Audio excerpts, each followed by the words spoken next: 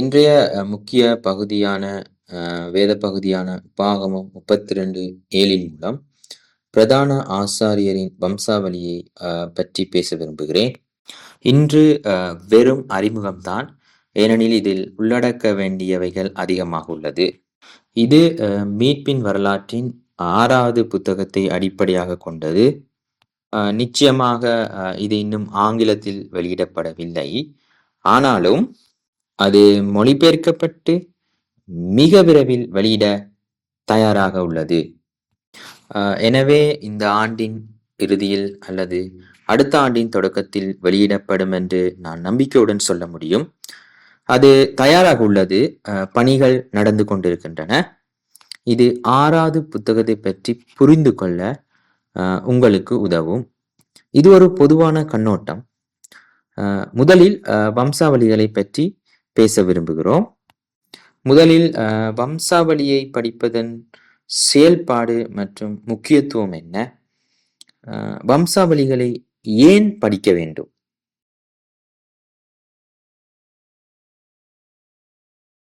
ஏன் பொதுவாக வம்சாவளிகளை நாம் படிக்க வேண்டும்? எப்போதும் மீட்பின் வரலாறு என்று கூறுகிறோம். மீட்பின் வரலாற்றை சுருக்கமாக சொன்னால் அதில் படைப்பு என்ற முக்கிய கூறுகள் உள்ளன. படைக்கப்பட்ட உலகம் ஆதாம் மற்றும் பெண்ணின் கீழ்ப்படியாமையால் விழுந்தது. ஆனால் கடவுள் பெண்ணின் வித்தை வாக்குறுதி அளித்தார். மீட்பு மற்றும் மறுசீரமைப்பு வேலை இருந்தது. இறுதியில் 2ஆம் வருகையின் மூலம் நிறைவேறுதல் இருக்கும். அதாவது நிறைவேறுதல் என்பது கர்த்தருடைய 2ஆம் வருகையின் மூலம் இருக்கும். இவை அனைத்தும் மீட்பின் வரலாறு. இது இயேசுவின் மரணம் மற்றும் உயிர்த்தெழுதலை மையமாக கொண்டது.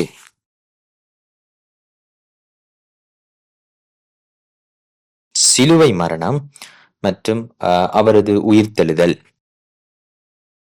இந்த முழு ரட்சிப்பின் வேலையும் மீட்பின் வரலாறு என்று அழைக்கப்படுகிறது.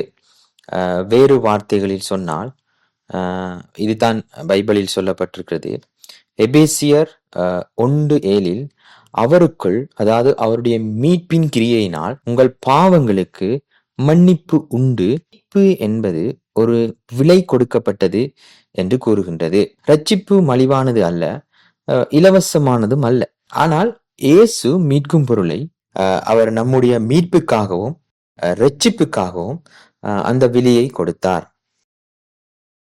அவர் ஆதியாகமம் 3:15 நிறைவேறுதலாய் காணப்படுகிறார். அங்கு கடவுள் ஒரு உடன்படிக்கையாக சர்ப்பத்தின் தலையை நசுக்க நான் பெண்ணின் வித்தை அனுப்புவேன் என்று வாக்குறுதி அளித்தார். இந்த மீட்பின் வேலை அனைத்தும் இயேசுவின் மரணம் உயிர்த்தெழுதலை மையமாக கொண்டது. அது மட்டுமல்லாமல் நாம் 2ஆம் வருகைக்காகவும் காத்திருக்கிறோம். 2ஆம் வருகையில் 1 கொரிந்தியர் 15:50-52 கூறுவது போல 2 முக்கிய நிகழ்வுகள் இருக்கும். கிறிஸ்துவுக்குள் மரித்தவர்கள் உயிர்த்தெழுவார்கள். எனவே உயிர்த்தெழுதலில் பின்னர் இறுதி காலத்தில் நாம் ஆண்டவரை சந்திக்கும் போது, அதாவது நாங்கள் இந்த பூமியில் உயிருடன் வாழ்பவர்கள் அப்பொழுது மறுரூபமாக்கப்படுவார்கள். இதன் பொருள் என்னவென்று சொன்னால், நாம் அந்நேரத்தில் மரணத்தை காண மாட்டோம். ஆனால் நாம் ஆவிக்குரிய சரீரங்களாக மாற்றப்பட்டு நாம் பரலோகத்துக்கு செல்வோம். அதாவது நாங்கள் மேகத்திலே ஆண்டவரை சந்தித்து அனைவரும் ஒன்றாக சந்திப்போம். இதுதான் மீட்பின் வரலாறு. ஆனால் இது உண்மையில் மீட்பின் வரலாறு மட்டுமல்ல, இது என்னுடைய மீட்பின் அல்லது எனது மீட்பை குறித்து அவருடைய கதை அல்லது நம்முடைய மீட்பு என்று நாம் கூறலாம். எனவே நாம் 2ஆம் அதாவது ஆண்டவரின் வருகைக்கு அருகில், அதாவது இறுதி காலங்களில் நாங்கள் நிற்கிறோம். இந்த கூகுள் மேப்ல பாருங்க, நீங்கள் இங்கே இருக்கிறீர்கள். எனவே நாம் ரட்சிப்பின் வேலையின் முடிவுக்கு அல்லது நிறைவேறுதலுக்கு மிக அருகில் இருக்கிறோம். இதுதான் மீட்பின் வரலாற்றின் சுருக்கம். அதற்கும் இந்த வம்சாவளிகளுக்கும் என்ன சம்பந்தம்? ஏனென்றால் பெரும்பாலான மக்கள் வம்சாவளிகளை தவிர்த்து விடுகிறார்கள், ஏனெனில் அது மிகவும் சலிப்பானது. ஆனால் முதலில் இந்த வம்சாவளிகள் இந்த பரந்த மீட்பின் வரலாற்றில் சுருக்கமாய் காணப்படுகிறது. வம்சாவளி என்பது மீட்பின் வரலாற்றில் சுருக்கமாகும்.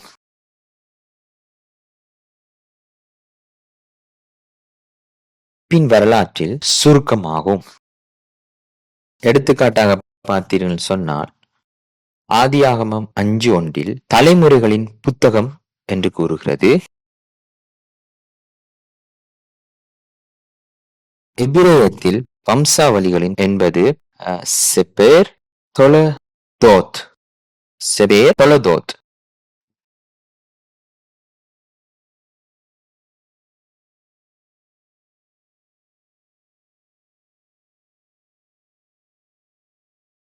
எனவே இது தலைமுறைகளின் புத்தகம். இது ஆதாமின் வம்சாவளி புத்தகம். மத்தேயு 1:1 இயேசுவின் வம்சாவளி புத்தகம் என்றும் உள்ளது. இது ஒரு வம்சாவளி புத்தகம். இங்கே இதுவும்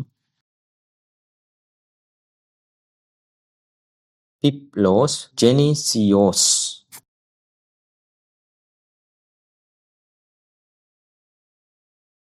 இதுதான் பிப்லோஸ். இது வம்சாவளி புத்தகம். ஒரு அதிகாரமாக இருந்தாலும் அதில் சில வசனங்களில் இது இந்த பரந்த மீட்பின் வரலாறு சுருக்கப்பட்டுள்ளது. எனவே இது வெறும் பெயர்கள் மட்டுமல்ல, பெயர்களுக்குள் ஒரு பெரிய வரலாறு மறைந்துள்ளது. உதாரணமாக, நீங்கள் அமெரிக்கா என்றால் அமெரிக்காவின் அனைத்து ஜனாதிபதிகளையும் மனப்பாடம் செய்யலாம். அல்லது கனடாவிலிருந்து என்றால் பிரதமர்மாரை மனப்பாடம் செய்யலாம். நீங்கள் ஜனாதிபதிகளின் பெயர்களை பட்டியலிட்டால் பெயரை கேட்டவுடன் அந்த சகாப்தத்தில் என்ன நடந்தது என்பதை நீங்கள் அறிவீர்கள். உதாரணமாக, ஜிம்மி கார்ட்டர் அல்லது ரொனால்ட் ரீகன் 80களில் அமெரிக்கா உண்மையில் செழித்தது. பனிப்போரில் அவர்களால் ரஷ்யாவை முன்னேறி செல்ல முடிந்ததாயிருந்தது. எனவே அந்த ஒரு பெயரில் இந்த வரலாறு முழுவதும் உள்ளது. எனவே வம்சாவளி என்பது சுருக்கப்பட்ட ஒரு சுருக்கம். அது ஒரு சிப் கோப்பு போல அதை குறைக்கின்றது. கடவுள் எல்லாவற்றையும் எழுத முடியாது என்பதால். இரண்டாவதாக, நாம் ஏன் பிரதான ஆசாரியரின் வம்சாவளியை படிக்க வேண்டும்? ஏனென்றால் அது கடவுளின் கட்டளை. நாம் கடவுளை பின்பற்ற விரும்புகிறோம், கீழ்ப்படிய விரும்புகிறோம் என்று கூறுகிறோம். ஆனால் வம்சாவளிகளை படிக்கும்படி நமக்கு கட்டளையிடுகிறார். இதுவரை அவை கைவிடப்பட்டுள்ளன, அல்லது தாழ்வாக பார்க்கப்பட்டுள்ளன, அல்லது தவிர்க்கப்பட்டுள்ளன. ஆனால் உபாகமம் 32:7 பூர்வ நாட்களில் நினை, தலைமுறை தலைமுறையாக சென்ற வருஷங்களை கவனித்து பார் என்று கூறுகிறது. எபிரேயத்தில் கவனித்து பார் என்பது பீன் ஷோத்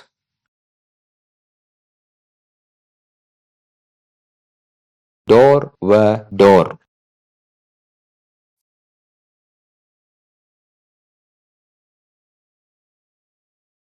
பீன் என்றால்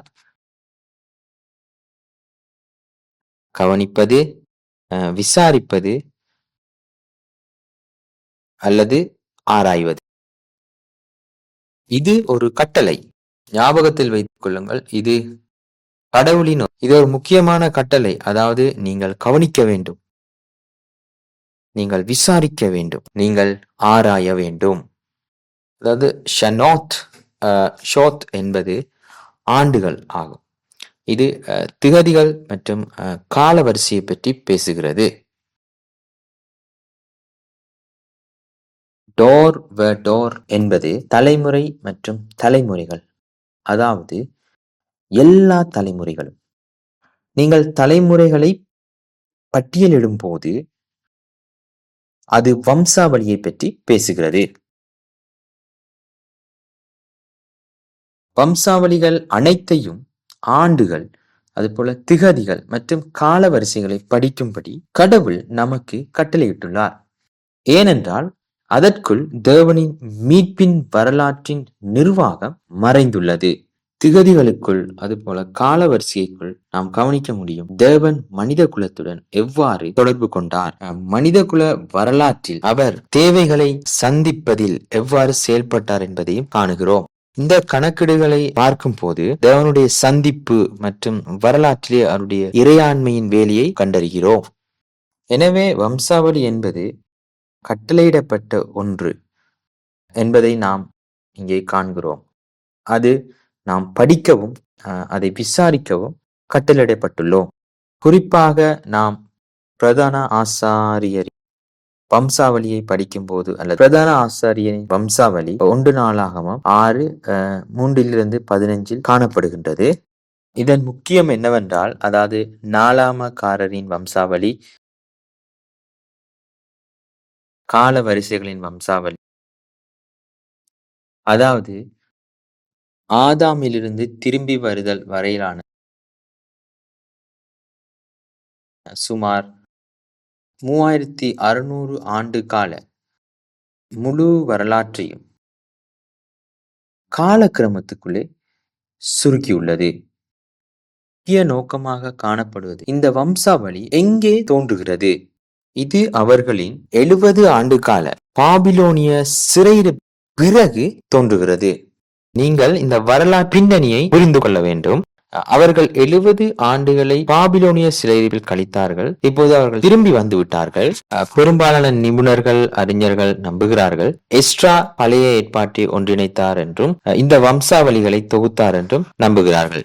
மக்கள் தங்கள் ஆவிக்குரிய வேர்களையும் அதுபோல் தேவன் அவர்களுக்கு கொடுத்த பணியையும், அதாவது ஆதியாகமம் 3:15 கடவுள் அவர்களுக்கு கொடுத்த உடன்படிக்கையையும் மறக்காமல் இருக்க வேண்டும் என்பதற்காக அவர் இந்த வம்சாவளியை தொகுத்தார். நிச்சயமாக வெவ்வேறு உடன்படிக்கைகள் நிறுவப்பட்டன, ஆனால் அவை அனைத்தும் ஒரே விஷயத்தை பற்றி பேசுகின்றன: இயேசு கிறிஸ்து, அவருடைய பாவ நிவாரண வேலை மற்றும் 2ஆம் வருகை. எனவே இந்த வம்சாவளி 70 ஆண்டுகளுக்கு பிறகு தோன்றுகிறது. இஸ்ரவேலரின் பாவம் மற்றும் கீழ்ப்படியாமையின் பொருட்படுத்தாமல் கடவுள் அவர்களை தூக்கி எறியவில்லை. மாறாக 70 ஆண்டுகளுக்கு பிறகும் தேவன் தன்னுடைய வாக்குறுதிக்கு உண்மையாயிருந்து அவர்களை மீட்டெடுத்து வாக்கு பண்ணப்பட்ட தேசத்திற்கு திரும்பி கொண்டு வந்தார். இந்த வம்சாவளி இந்த இருண்ட காலத்தை பொருட்படுத்தாமல் மீட்பின் வரலாறு தொடர்ந்து முன்னேறி எந்த தடையுமின்றி நிறைவேறி வந்தது என்பதற்கு சான்றாகும். அதனால்தான் நாளாகமக்காரரின் வம்சாவளி மிகவும் முக்கியமானது. குறிப்பாக இந்த வம்சாவளி பிரதான ஆசாரியன் கோத்திரமான லேவி கோத்திரம் மற்றும் யூதா கோத்திரத்தை அடிப்படையாக கொண்டது. எனவே பிரதான ஆசாரியரின் இந்த வம்சாவளி மூலம் ஆவிக்குரிய உலகத்தை புரிந்து கொள்ள முடிகிறது. ஆவிக்குரிய உலகத்தை புரிந்து கொள்ள முடிகிறது. பிரதான ஆசாரியர்கள் ஆவிக்குரிய விடயங்கள், வழிபாடு ஆகியவற்றுக்கு பொறுப்பானவர்கள். இந்த நாளாம வம்சாவளி மூலம் தேவனுடைய முதற் பேரானவரின் ஓட்டத்தையும், அதுபோல தேவனுடைய சித்தம், வேலை எங்கே தங்கியிருந்தது என்ற ஒரு ஆவிக்குரிய உலகின் ஓட்டத்தையும் புரிந்து கொள்ள முடிகிறது. அதனால்தான் நாம் நாளாகம வம்சாவளியை அல்லது பிரதான ஆசாரியரின் வம்சாவளியை படிக்கிறோம்.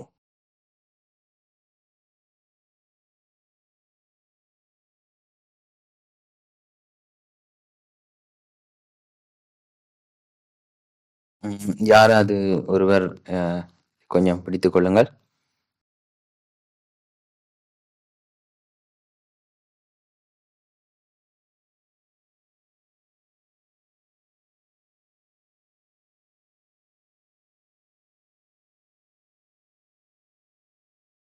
இப்ப ரோமர் 11ஆம் அதிகாரம் 29 கூறுகிறது,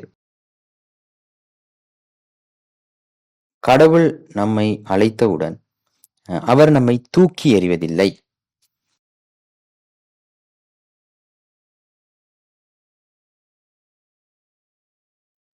ரோமர் 11:29 இவ்வாறும் கூறுகிறது, கடவுளின் வரங்களும் அழைப்புகளும் மாறாதவை அல்லது மாற்ற முடியாதவை. எனவே கடவுள் நம்மை தன் உடன்படிக்கையை ஸ்தாபித்தவுடன் நாம் பாவம் செய்வதால் அல்லது கீழ்ப்படியாததால் அல்லது தவறுகள் செய்வதால் அவர் நம்மை தூக்கி எறிவதில்லை. கடவுளின் வரங்களும் அழைப்புகளும் மாற்ற முடியாதவை. எனவே அவர் இறுதி வரை நம்மை பிடித்துக் கொள்ளுகிறார். ஆனால் நாம் தாம் அவரிடமிருந்து அவரை விட்டு விலகி செல்கிறோம். ஆனால் தேவனிடமிருந்து விலகி சென்ற காயினை போலல்லாமல் கடவுளுடன் நடக்கும் வாழ்க்கையை நாம் வாழ வேண்டும். உங்கள் வாழ்க்கையில் நீங்கள் எங்கிருந்தாலும் சோதனைகள் மற்றும் உபத்திரவங்கள் மூலம் கடவுள் உங்களுடன் இருக்கிறார். இறுதி வரை கடவுள் உங்களை பிடித்துக் கொள்கிறார் என்று நீங்கள் நம்பும்படி நான் ஜெபிக்கிறேன். கர்த்தரின் நாமத்தில் இதை உங்கள் மீது ஆசீர்வதிக்கிறேன். ஆமேன். இரண்டாவதாக பிரதான ஆசாரியரை பற்றி பார்ப்போம். வம்சாவளியை படிப்பதன் முக்கியத்துவத்தை பற்றி படித்தோம்.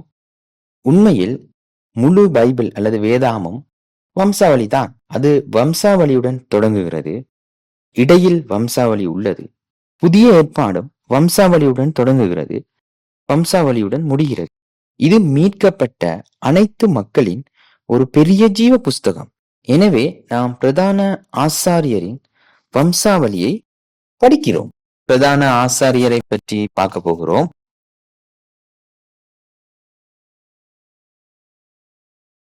பிரதான ஆசாரியரை குறிப்பிடும் போது எபிரேய 2 வெளிப்பாடுகள் உள்ளன.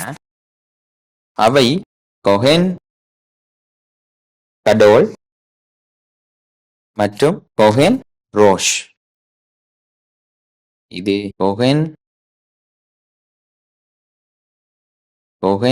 கடோல்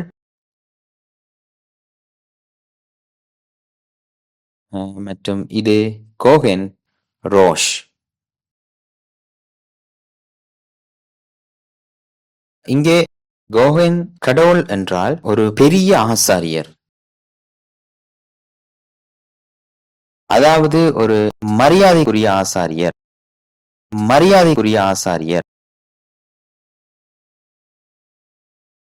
இங்கே கோஹென் ரோஷ் என்றால் சாதாரணமா கோஹென் என்றால் ஆசாரியரை குறிப்பிடும். ஆனால் கோஹென் ரோஷ் என்று சொன்னா இது தலைமை ஆசாரியரை குறிப்பிடும். அத்தோடு அது முதல் ஆசாரியர் அல்லது அந்த ஆசாரியரை பிரதிநிதித்துவப்படுத்தும் ஆசாரியர் இங்கே குறிப்பிடப்படும்.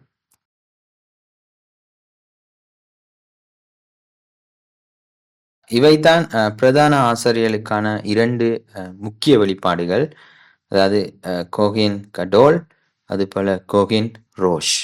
இங்கு பிரதான ஆசாரியர்களை கவனிக்கும் போது இங்கு பிரதான ஆசாரியர்களுக்கான பங்கு காணப்படுகிறது.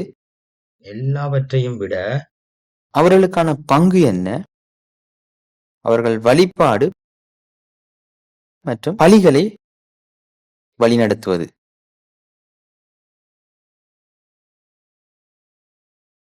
எபிரேயர் 8:3 மற்றும் பின்னர் நாங்கள் பார்க்க போகிறோம் 9:7 ஆசாரியர்கள் ஆலயத்தின் காரியங்களுக்கு பொறுப்பானவர்கள் என்று பார்க்கிறோம். அதாவது ஆலயத்தை சுத்தம் செய்வது, ஆலயத்தில் சேவை செய்வது, வழிபாட்டை நடத்துவது, வார்த்தை கொடுப்பது, துதிப்புகளை வழி நடத்துவது. இவர்கள்தான் பிரதான ஆசாரியர். எல்லா விதமான ஆவிக்குரிய பகுதிகளையும் வழி நடத்துவார்கள். விசேஷமாக பார்ப்போம்னு சொன்னால் இது மிகவும் முக்கியமானது. அதாவது ஆண்டுக்கு ஒரு முறை 7ஆம் மாதம் 10ஆம் நாளில், உங்களுக்கு தெரியும் அது பாவ நிவாரண நாள். அதாவது பாவ நிவாரண நாளில் பிரதான ஆசாரியருக்கு நினைத்த நேரங்களில் எல்லாம் உள்ளுக்கு போக முடியாது. வருடத்துக்கு ஒரு முறை, அதாவது பிரதான ஆசாரியர் மட்டும் அந்த பரிசுத்த ஸ்தலத்துக்கு, அதாவது அதிபரிசுத்த ஸ்தலத்துக்குள்ளே செல்வார். எனவே இந்த பிரதான ஆசாரியர் வருடத்திற்கு ஒரு முறை அங்கே செல்வார். அதாவது எங்களுடைய 6வது புத்தகத்தின்படி குறைந்தது அவர் 4 முறையாவது உள்ளுக்கு போயிட்டு வருவார், தன்னுடைய அந்த பணியை செய்யும்படியாக. அவர் என்ன செய்வார்? அவர் தனக்காக மக்களுக்காகவும் பாவ நிவாரணம் செய்வார். அது பாவ நிவாரண நாள் என்று அழைக்கப்படும். இந்த பகுதியானது லேவியராகமம் 16:29 மற்றும் 16:12 காணப்படுகிறதை நீங்க அவதானிக்கலாம். நாங்கள் இப்போது இந்த பகுதிகளை பார்க்க போகிறோம். எங்களுடைய விளக்கத்திற்காக ஆயத்தமா? நாங்கள் முதலாவது பார்க்க போகிறோம் எபிரேயர் 8ஆம் அதிகாரம் 3வது வசனம். இங்கே பிரதான என்று சொல்லும்போது அது மிகவும் ஆழமானது மற்றும் ஆச்சரியமானது. நாங்க வாசிக்க போகிறோம் எபிரேயர் 8:3. ஒவ்வொரு பிரதான ஆசாரியரும் காணிக்கைகளையும் பலிகளையும் செலுத்த நியமிக்கப்படுகிறார். எனவே இந்த பிரதான ஆசாரியர் செலுத்த ஏதாவது வைத்திருக்க வேண்டியது அவசியம். பிரதான ஆசாரியர் காணிக்கைகளையும் பலியையும் செலுத்துகிறார்கள். அவர்கள் வழிபாட்டுக்கும் பொறுப்பானவர்களாகிறார்கள். நாங்கள் அடுத்த பகுதி போவோம். எபிரேயர் 9:7 பார்க்க போகிறோம்.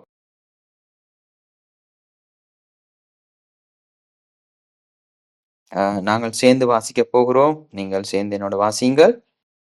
மகா பரிசுத்த ஸ்தலத்திற்குள் பிரதான ஆசாரியர் மட்டும் ஆண்டுக்கு ஒரு முறை இரத்தத்தை எடுத்துக்கொண்டு தனக்காகவும் மக்கள் அறியாமையில் செய்த பாவங்களுக்காகவும் அவர் அங்கே செலுத்துகிறார். வருடத்துக்கு ஒரு முறை 7ஆம் மாதம் 10வது நாள் தான் அந்த நாள். நாங்கள் லேவியராகமம் 16ஆம் அதிகாரம் 29ஆம் வசனத்துக்கு செல்வோம். சரியான திகதியை கொடுக்கிறது. 12ஆம் வசனம் அவர் முதலில் தூப கலசத்துடனும் புகையுடனும் இப்படி நுழைகிறார் என்பதை காட்டுகிறது. நாங்கள் லேவியராகமம் 16:29 நாங்கள் வாசிக்க போகிறோம். நான் உங்களுக்காக அதை வாசிக்கிறேன். 7ஆம் மாதம் 10ஆம் தேதியிலே சுதேசியானாலும் உங்களுக்குள் தங்கும் பரதேசியானாலும் தங்கள் ஆத்துமாக்களை தாழ்மைப்படுத்துவது மட்டுமன்றி ஒரு வேலையும் செய்யாமல் இருக்க வேண்டும். இது உங்களுக்கு நித்திய கட்டளையாய் இருக்க கடவுது. இதுதான் அந்த நாள், பாவ நிவாரண பலிக்கான நாள். அதாவது 7ஆம் மாதம் 10ஆம் நாள் தான் அந்த நாள். மிக சுவாரஸ்யமான காரியம் என்னன்னு சொன்னா 12ஆம் வசனத்திலே அவர் தூப கலசத்தை எடுத்துக்கொண்டு, அதாவது தூப கலசம் என்று சொல்லும் போது ஒரு கலசத்தை போல காணப்படும். அவர் தூப கலசத்தை எடுத்து அதாவது தகன பலிபிடத்திலிருந்து நெருப்பு தழல்களையும் எடுத்து அதை அந்த தூப வர்க்கத்துடன் கலந்து, மன்னிக்கவும் சின்ன பிரச்சனை ஒன்று நினைக்க, அதாவது தகன பலிபிடத்திலிருந்து நெருப்பு தழலை எடுத்து அதை தூப வர்க்கத்துடன் கலந்து மகா பரிசுத்த தலத்துக்குள் நுழைகிறார். இது ஒரு புகை மூட்டமாக இருக்கிறது. அவர் மகா பரிசுத்த ஸ்தலத்திற்குள்ளே அவர் நுழைகிறார். நான் பார்க்க போறோம் வசனம் 12. அது மிகவும் லேவியராகமம் 16ஆம் அதிகாரம் 12வது வசனம். கர்த்தருடைய சந்நிதியில் பலிபீடத்தின் மேலுள்ள நெருப்பு தணலினால் தூப கலசத்தை நிரப்பி பொடியாக்கப்பட்ட சுகந்த தூப வர்க்கத்திலே தன் கைப்பிடிகள் நிறைய எடுத்து திரைக்கு உட்புறமாக கொண்டு வர வேண்டும். நான் நினைக்கிறேன் நான் இதற்காக உங்களுக்கு சரியான விதத்தில் காண்பிக்க விரும்புகிறேன். இங்கே பாருங்கள், கிழக்கு புறமாக காணப்படுகிறது. இங்கே ஆலயம் இருக்கிறது. இதுதான் இதனுடைய கதவு. நீங்க நுழைஞ்சீங்கன்னு சொன்னா இதுதான் தகன பலிக்கான பலிபிடமாய் இருக்கிறது. இது தண்ணீர் தடாகம் காணப்படுகிறது. இதை பார்த்தீங்கன்னு சொன்னா இதுதான் பரிசுத்த தலம். அப்படியே வந்தீங்கன்னு சொன்னா இதுதான் மகா பரிசுத்த ஸ்தலமாய் காணப்படுகிறது.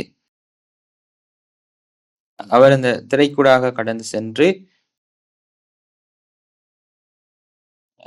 அப்படியே அந்த மகா பரிசுத்த தலத்துக்கு நுழைவார். சுவாரஸ்யமான காரியம் என்னன்னு சொன்னா அங்க எல்லாம் தங்கமாக காணப்படும். அங்கே ஒரு மிகவும் புகை கூட்டமாக காணப்படும். அது போல தேவனுடைய மகிமை மேலிருந்து அங்கே கீழே இறங்கும்.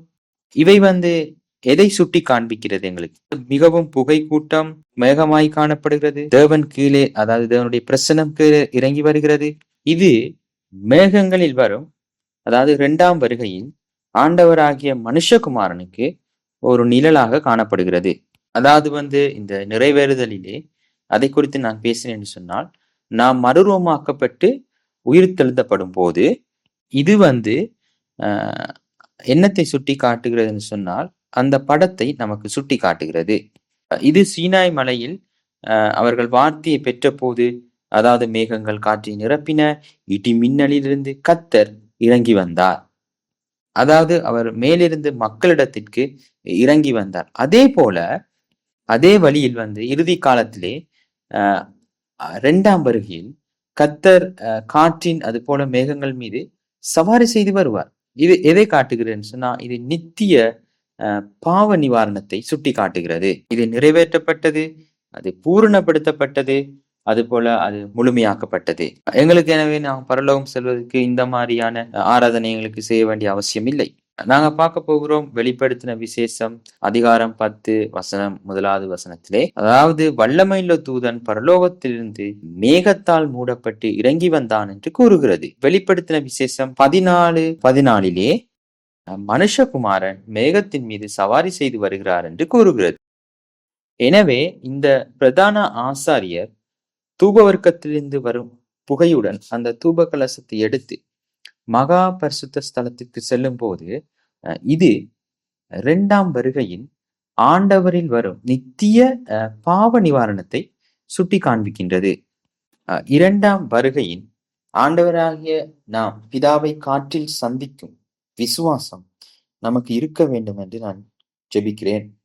அதாவது அவருடைய வருகையில் விழித்திருந்து எச்சரிக்கையாக இருப்பவர்களாக இருக்க வேண்டும். அப்பொழுது நாம் கிறிஸ்துவின் உண்மையான மனவாட்டியாக இருக்க முடியும். எனவே அவருடைய நாமத்தினாலே நான் ஆசீர்வதித்து ஜெபிக்கின்றேன். அவர்கள் வழிபாட்டையும் அது போல பலிகளையும் நடத்தினார்கள்.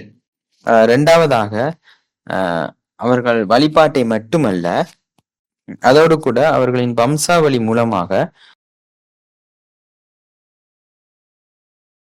நாங்கள் ஆவிக்குரிய உலகத்தின் ஓட்டத்தையும் புரிந்து கொள்ள முடிகிறது.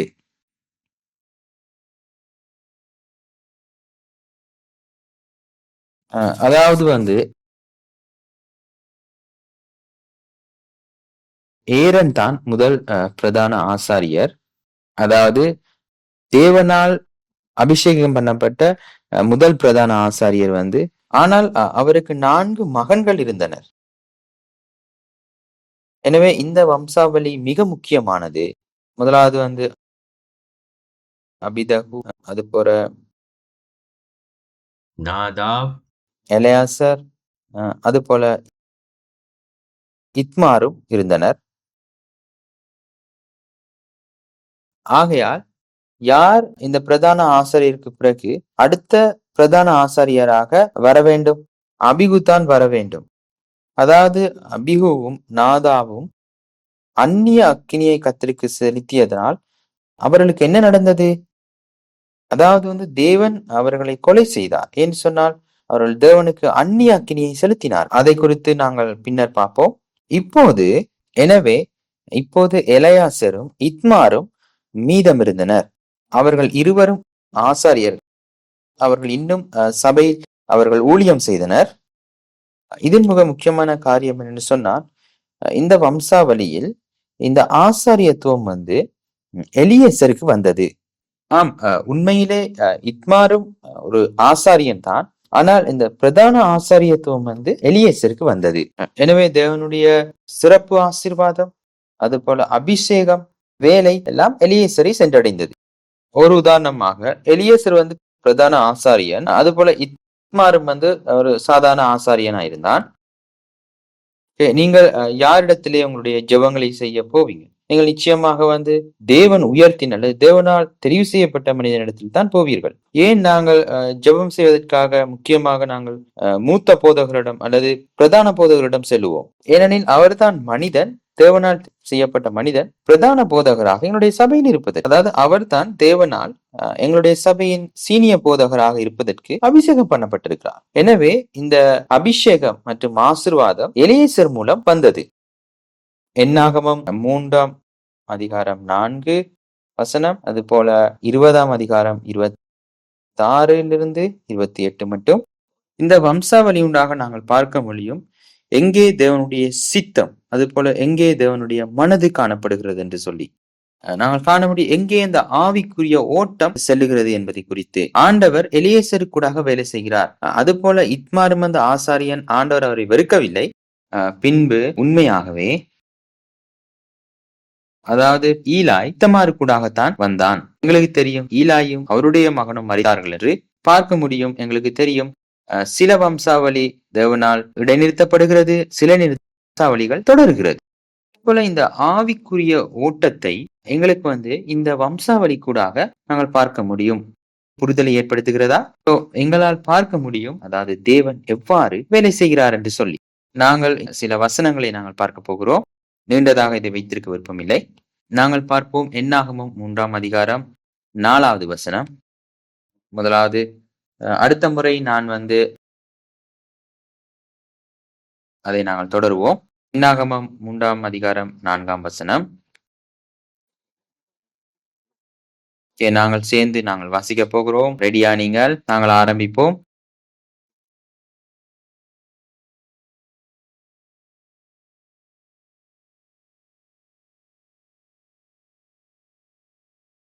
எலியேசரும் இத்தமாரும் ஆசாரியர்களாக அவர்களுடைய தகப்பனான ஆரோனுடைய வாழ்நாள் கால் முழுவதும் அவர்கள் பணியாற்றினார்கள். நாதாபும் அபியுவும் எலியேசரும் இத்மாருமே ஆசாரிய ஊழியம் செய்தார்கள். கர்த்தருடைய சித்தம் எலியேசர் மேல் இருந்தது. நாங்கள் வாசிக்க போகிறோம் என்னாகமம் 20ஆம் அதிகாரம் 26வது வசனம். அதை நான் உங்களுக்காக வாசிக்கிறேன்.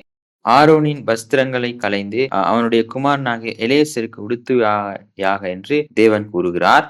அப்படியே நாங்க வாசிக்க போகிறோம் 28வது வசனத்தை நாங்கள் சேர்ந்து வாசிக்க போகிறோம். ஆரோன் உடுத்தியிருந்த வஸ்திரங்களை மோசே கலற்றி அவைகளை அவன் குமாரனாகிய எலியேசருக்கு உடுத்தினான். அப்பொழுது ஆரான் மலையின் கீழ் மறித்தான். பின்பு மோசையும் எலியேசரும் மலையிலிருந்து இறங்கினார்கள். நாங்கள் பார்க்க முடியும், இங்கே தேவனுடைய சித்தமும் அவருடைய ஆசிர்வாதமும் எலியேசர் மேல் தங்கினது. அந்த வம்சாவளியை பின்பற்றி வந்தது. இந்த நாளிலே நாங்கள் ஒரு முடிவுரையை நாங்கள் பார்க்க போகிறோம். 2 விடயங்களை நான் இங்கு முடிவுரையாக கொடுக்க விரும்புகிறேன். முதலாவது பழைய ஏற்பாட்டில் உள்ள பிரதான ஆசாரியர், அதாவது நித்திய பிரதான ஆசாரியராகிய இயேசு கிறிஸ்துவின் நிழலாகும். முடிவாக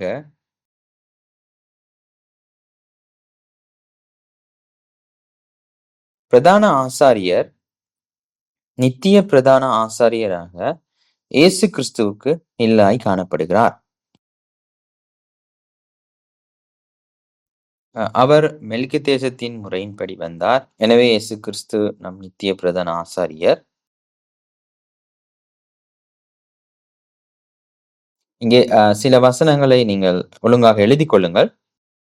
எபிரேயர் 4ஆம் அதிகாரம் 14ஆம் வசனத்திலிருந்து 16 மட்டும், அத்தோடு கூட அதிகாரம் 10வது அதிகாரம் வசனம் 22லிருந்து 24 வரை. இது எங்களுக்கு காண்பிக்கிறது இயேசு கிறிஸ்து பிரதான ஆசாரியராக எங்களுக்கு காண்பிக்கிறது. நாங்கள் ஒரு சில வசனங்களை நாங்கள் பார்க்க போகிறோம். அது போல இங்கே முக்கியமான விஷயம் என்னவென்றால், நாம் தேவனினது ஆசாரியர். நித்திய பிரதான ஆசாரியர் இயேசு, ஆனால் நாம் தேவனுடைய ஆசாரியர்களா இருக்கிறோம். எனவே பிரதான ஆசாரியர் இறுதி காலங்களில் உள்ள விசுவாசிகள் அது போல பரிசுத்தவான்களையும் இங்கே சுட்டி காட்டுகின்றது. 1 பேதுரு 2ஆம் அதிகாரம் 5ஆம் வசனத்திலே பரிசுத்த பலிகளை செலுத்த அவர் நம்மை ஒரு பரிசுத்த ராஜரீக ஆசாரிய கூட்டமாக அழைத்திருக்கிறார் என்று கூறுகிறது. அது போல 1 பேதுரு 2:9 ஆசாரிய ராஜ்யம் என்று சொல்லுகிறது. வெளிப்படுத்தின விசேஷம் 1ஆம் அதிகாரம் 6ஆம் வசனம் சொல்லுகிறது, நாங்கள் ஒரு ஆசாரிய ராஜ்யம் என்று கூறுகிறது. புதிய ஏற்பாட்டில் அது போல இந்த இறுதி காலத்தில் தேவனுக்கு ஆராதிக்க மற்றும் பலி செலுத்த நாம் ஆசாரியர்களாக அழைக்கப்பட்டுள்ளோம். பிரதான ஆசாரியரை பற்றி நாம் படித்துக்கொண்ட இந்த பாடத்தின் மூலமாக 2 மிக முக்கியமான விளைவுகள் பரிசுத்தமானது, அது போல தேவ பக்தியானது. நாங்கள் ஆராதனையை மிக இலகுவாக எடுத்துக்கொள்ள முடியாது. ஆசாரியர்கள் ஜனங்களை வழிபடுவதற்கு உதவி செய்கிறார்கள். நாங்கள் ஆராதனை செய்வதற்காக அழைக்கப்பட்டிருக்கிறோம். அடுத்த முறை நாங்கள் இதை பார்க்க போகிறோம். இன்னும் 2 வசனங்களை பார்த்துவிட்டு முடிவுக்கு வரப்போகிறோம். எபிரேயர் 3ஆம் அதிகாரம் 1ஆம் வசனத்தை நாங்கள் அதை பார்க்க போகிறோம். சரி, நாங்கள் ஆயத்தமாகுவோம். இப்படி இருக்க பரம அழைப்புக்கு பங்குள்ளவர்களாகிய பரிசுத்த சகோதரரே, நாம் அறிக்கை பண்ணுகிற அப்போஸ்தலரும் பிரதான ஆசிரியருமாய் இருக்கிற கிறிஸ்து இயேசுவை கவனித்து பாருங்கள். அதுபோல எபிரேயர் 4:14 சொல்லுகிறது, வானங்களின் வழியாய் பரலோகத்துக்கு போன பிரதான ஆசாரியர் இருக்கிறார் என்று கூறுகிறது. அது இயேசு கிறிஸ்து. அப்படியே நீங்கள் போனீர்கள் என்று சொன்னால் எபிரேயர் 4:16 இரக்கத்தை பெறவும் ஏற்ற சமயத்தில் சகாயம் செய் கிருபை அடைவும் தைரியமாய் கிருபாசன தண்டையிலே சேரக்கடவும் என்று கூறுகிறது. எனவே நம் பிரதான ஆசாரியர் நாம் கடந்து செல்லும் எல்லா பலவீனங்களையும் கடந்து சென்றிருக்கிறார். அவர் நம் எல்லா நோய்களையும் அதுபோல மனித குலத்தின் எல்லா பலவீனங்களையும் பாவம் இல்லாமல் கடந்து சென்றிருக்கிறார். எனவே தேவனுக்கும் மனுக்குலத்துக்கும் இடையில் அவரால் மத்தியஸ்தம் செய்ய முடியும். அதாவது இயேசு கிறிஸ்து எங்களுடைய பிரதான ஆசிரியர் இருக்கிறார். அவரே நாங்கள் ஜீவனுடன் உள்ள தேவனிடம் செல்வதற்கான வழியை எங்களுக்கு திறந்து தருகிறார். எனவே நம் அன்றாட வாழ்வில் நாம் எப்பொழுதும் கடவுளை அணுகும், அதுபோல ஜெபத்தை மற்றும் வார்த்தையின் மூலம் எப்பொழுதும் தேவனிடம் நெருங்கி வரும் ஒரு வாழ்க்கையை வாழ வேண்டும். அதுபோல நம் வாழ்க்கையை ஜீவ பலியாக செலுத்த வேண்டும். அதுபோல என்னுடைய வழிபாடு அல்லது ஆராதனை பரிபூர்ணமாகவும் முழுமையாகவும் தேவனுக்கு பிரியமானதாகவும் இருக்க வேண்டும். அதுபோல ரோமர் 12:1 கூறுகிறது, உங்கள் சரீரங்களை பரிசுத்தமும் தேவனுக்கு பிரியமான ஜீவ பலியாக ஒப்பு கொடுக்க வேண்டும் என்று உங்களை வேண்டிக் கொள்கிறேன் என்று கூறப்படுகிறது. அதுபோல ரோமர் 15:16 சொல்லுகிறது, அதுபோல பிரஜாதியினரை பலியாகவும் காணிக்கையாகவும் தேவனுக்கு செலுத்த நம் ஆசாரியர்களாக அழைக்கப்பட்டோம் என்று கூறுகிறது. ஷைலோ, அதாவது புதிய தலைமைக்குள் புதிய நிதியாண்டுக்குள் வரும்போது ஆசாரியர்களை பங்கை நாம் புரிந்து கொள்ள வேண்டும் என்று நான் ஜெபிக்கிறேன். முதலில் ஆராதிக்க வேண்டும். நாம் ஒரு ஆசாரிய ராஜ்யமாகிவிட்டோம். அதனால் நாம் பிரஜாதியினரை தேவனுக்கு பலியாக செலுத்தக்கூடிய ஒரு சமூகமாக மாற வேண்டும். அதுதான் சுவிசேஷம். தலைவர்கள் எங்களுக்கு அதை பேசுவார்கள். எதிர்காலத்தில் மூத்த போதகர் நமக்கு வழிகாட்டினார். ஏன் நீங்கள் பியோங்சாங் தேவாலயத்தில் ஒரு ஆங்கில மீட்பின் வரலாற்று கருத்தரங்கை நடத்தக்கூடாது? எனவே நாம் ஒரு ஐக்கியப்பட்ட ஒரு ஆங்கிலம் பேசும் கருத்தரங்கை நடத்தலாம். அதாவது இங்கே மொரையாவிலே நாங்கள் முதல் தடவை உயர்கல்வி ஸ்தலங்கள் ஹெப்ஷிபா, அது போல புலுடோக்கி மென் மினிஸ்ட்ரி, அது போல உமன் மினிஸ்ட்ரி, எல்லாரும் சேர்ந்து ஒரு செமினாரை ஏற்படுத்தி ஜனங்களை கூட்டு வந்து எங்களுடைய தலைமை போதகர் பிரசங்கம் பண்ணுவார். அங்கே ஊழியங்கள் நடைபெறும். இது ஒரு புதிய ஒரு பார்வை, ஒரு தரிசனம். நாங்கள் இவ்வாறு சிந்திக்க வேண்டும். எனவே ஐக்கிய மாநாடு உள்ளது, பிரகடனம் உள்ளது. கடவுள் நமக்கு செய்ய பல விஷயங்களை கொடுத்திருக்கிறார். மூத்த போதகர் கடந்த வாரம் பிரசங்கித்தது போல கடவுள் நமக்கு கொடுத்த வேலையை நாம் செய்து முடித்தவுடன் நாம் நம் பிதாவை மகிமைப்படுத்தலாம். நாம் நமது பணியையும் பங்கையும் புரிந்து கொள்ள வேண்டும் என்று நான் ஜெபிக்கிறேன். இயேசு நம் நித்திய பிரதான ஆசாரியர். நாம் தேவனிடம் செல்ல வழியை உருவாக்கியவர். நாம் எப்போது வேண்டுமானாலும் அவரிடம் செல்லலாம். அவர் எம்முடன் அனுதாபம் உள்ளவராக இருக்கிறார். ஒவ்வொரு நாளும் நாம் நமது சரீரங்களை ஜீவ பலியாக செலுத்த வேண்டும். நான் ஜெபிப்போம். நாம் வாழ்வில் கடவுளுக்கு பிரியமான வழிபாட்டை செய்து ஒவ்வொரு நாளும் ஏனோக்குடன் நடந்து இறுதி காலத்தில் நித்திய பாவ நிவாரண நாளில் மரணத்தை காணாமல் பரலோகத்துக்கு செல்ல வேண்டும் என்று ஜெபிக்கிறேன். கர்த்தரின் நாமத்தை இதை நான் ஆசீர்வதிக்கிறேன். ஆமேன். ஓகே, நாம் ஜெபிக்க போகின்றோம். நாங்கள் ஜெபிப்போம். பரலோக பிதாவே, பிரதான ஆசாரியரின் வம்சாவளிக்கான அறிமுகத்துக்காக செல்லக்கூடிய இந்த நேரத்திற்காக உமக்கு நன்றி செலுத்துகிறோம். இந்த சுருக்கமான நேரம் மூலம் பிரதான ஆசாரியரின் வம்சாவளியை படிப்பதன் முக்கியத்துவத்தையும் அது உம்மை எப்படி சுட்டி காட்டுகிறது என்பதையும் அது எங்கள் விசுவாச வாழ்க்கை ஒரு சித்திரமாக எப்படி இருக்கிறது என்பதையும் எங்களால் புரிந்து கொள்ள முடிகிறது. பிதாவே, சீலோவாகிய நாங்கள் உண்மையாகவே ஆசாரியர்களின் ராஜ்யமாக மாறும்படி கேட்கிறோம். அத்தோடு உமது வார்த்தையில் வேரூன்றி கட்டப்பட்டவர்களாக ஆவியோடும் உண்மையோடும் உள்ள முழுமையான ஆராதனை வழிபாட்டை உமக்கு செலுத்த எங்களுக்கு உதவி செய்யுங்கள். பிதாவே, நாங்கள் சோதனைகள் மற்றும் உபத்திரங்கள் வழியாக செல்லுகிறோம். ஆனால் நாங்கள் கையாளக்கூடிய சோதனைகளை மட்டுமே நீர் கொடுக்கிறீர் என்பதை நாங்கள் உணர்கிறோம். எப்போதும் வெளியேற ஒரு வழியை நீர் கொடுக்கிறீர். ஜீவ பாதையில் வழி நடத்துங்கள். அதுபோல பாதைக்கு எங்களை வழி நடத்துங்கள். இந்த எல்லாவற்றிலும் நாங்கள் நமக்கு நன்றி கூறுகிறோம். இயேசு கிறிஸ்துவின் வெளியேற பெற்ற நாமத்தில் ஜெபிக்கின்றோம். ஆமென். நாங்கள் நம்முடைய கரங்களை தட்டி ஆண்டவருக்கு மகிமை செலுத்துவோம்.